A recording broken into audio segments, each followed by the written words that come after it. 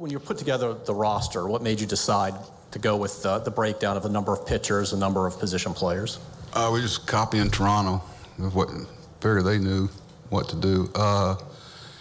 Just, I don't know, where do you start? There's a lot of reasons. You know, we had to wait for, you know, a lot of things. You can't wait to see who they're starting, or you can't wait to see their roster and all the things. You just have to present your best foot and think about all the scenarios. Some you still might not be able to cover. There's a difference in a one-game playoff as opposed to 5 or 7. I don't know.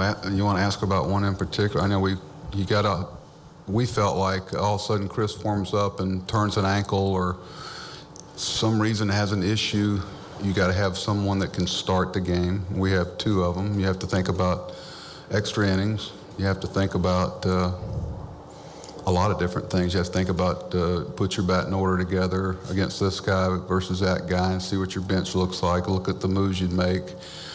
Make sure that you don't get too left-handed where they can ambush you with, say, a Liriano or somebody. You got to look at all the things, even the batting order you put together. But there's so many factors that go into it, and you know, we as a coaching staff kind of look down at it without paralyzing yourself through analysis. I mean, there's no perfect one, but it's tough though. I hate telling Worley that he's not.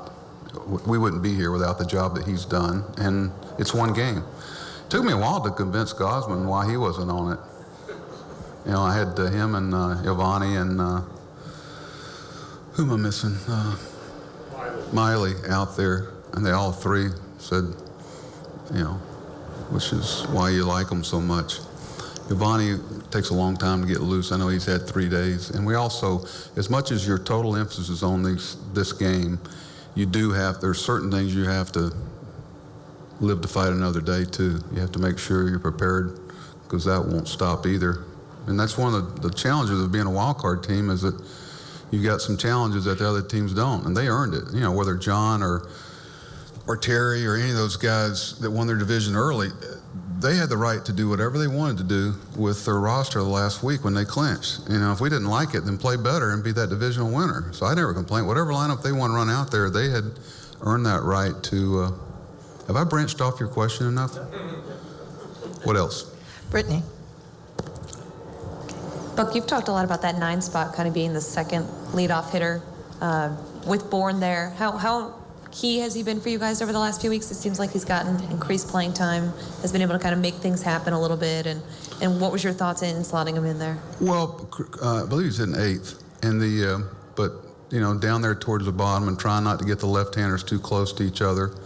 And, you know, Michaels gives us a weapon down there. And if you hit him up, he may not feel as much freedom to run if, you know, we had a lineup with them hitting first, one hitting second, one hitting 8th, one hitting 9th. You know, we just kind of kicked it around. But you know, you try to put them in a place where they can use their skills and not feel, you know, any caution about bringing what they bring. You know, that's what I tell our guys all the time, and reiterated it yesterday, that, you know, go for it. You feel something, go get it. Nothing, you know, there's some caution about certain things, but you feel something, go for it. You want to throw that 3-2 changeup, throw it. You want to try to steal that base, you feel it, do it. I mean, don't go back to the room or the hotel or whatever and say, I wish I'd been a little more aggressive, a little more,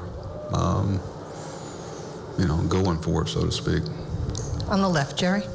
Hey, Buck. Hey, the Jerry. roof is apparently going to be open tonight. I think the umpires determine it, don't they? Once No, they I make a think- decision? I think the club determined it. Yeah, initially, but then after that, the umpires have it. I was told anyway. Well, regardless, I guess, assuming it is, how does it play differently, I guess, in your mind, and how does it affect things, whether on a night like tonight it's... You know, Jerry, it's the same for both teams. They're not going to open and close it when we hit and they hit and what have you. So, you know, it's like, boy, we had to play in the rain. Well, the other team did too. So, you know, we played here so much. I can remember, some of y'all can too, when they first opened this place, the pitchers loved it. And I don't know what that means. I heard one about the concrete drying or something. I was hoping the concrete was dry when they opened it. But, you know, if you dwell on too much of that, I haven't seen enough to see, you know, when they square a ball up, it goes out anywhere where the roof's open or closed, and same way with our guys. So, It's going to be the same for both teams, so be a little cooler probably, which is good, especially after being in this room. Hey, Buck, you just talked about not going back to the hotel room with any regrets for We're your not going players. back to a hotel room here tonight. We know that, unless they got a big leak in that roof and after they close it.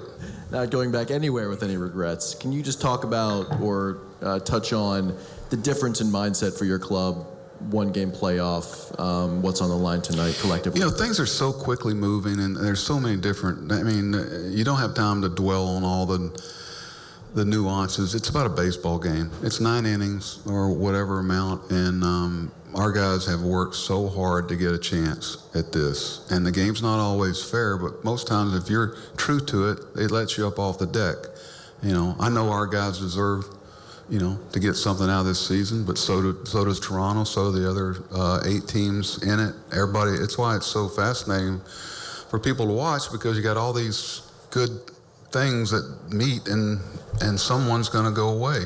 There's only going to be one team really happy when this is all said and done, and it's, you know, it can be, you know, emotionally really challenging, and you know, you can imagine what they're thinking, and you just try to make their path easier, and try to tell them as much as you can about what's coming. You know, the good thing, Toronto led the American League in attendance. It's not like this is the first night they've ever had anybody here and we played them.